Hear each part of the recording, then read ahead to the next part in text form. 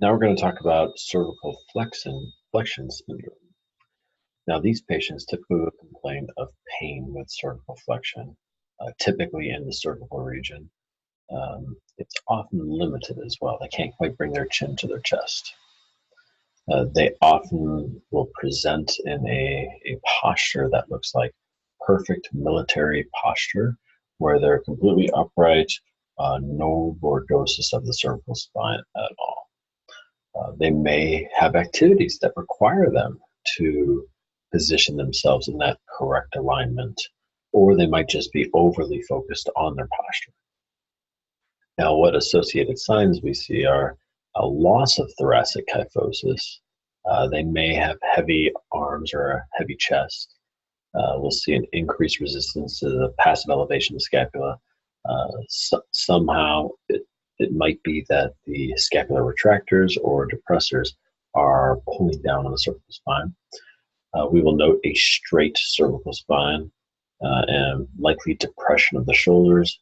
We may see that sloping from the neck down to the lateral aspect of the shoulder, showing some downward rotation as well.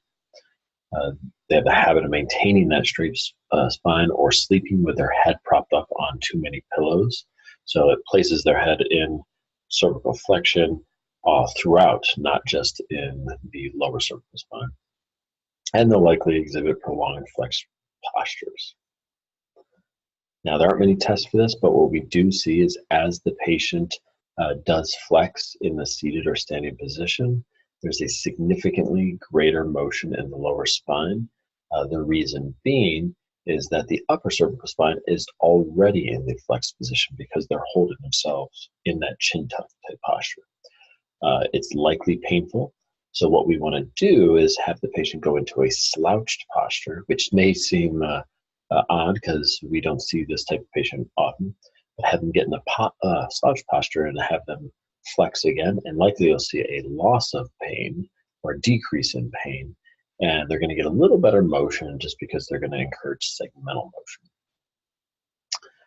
With the prone and quadruped tests, what we do is have them get into either one of them and then actively extend the cervical spine.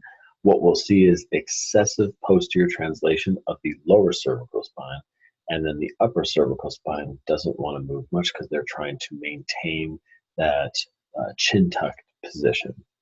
So to correct that, what we ask our patients to do is that segmental type rolling, where we start with the OA joint and have them extend the cervical spine there and then move to the AA joint and just work their way down so that they get a cervical extension motion throughout the entire cervical spine.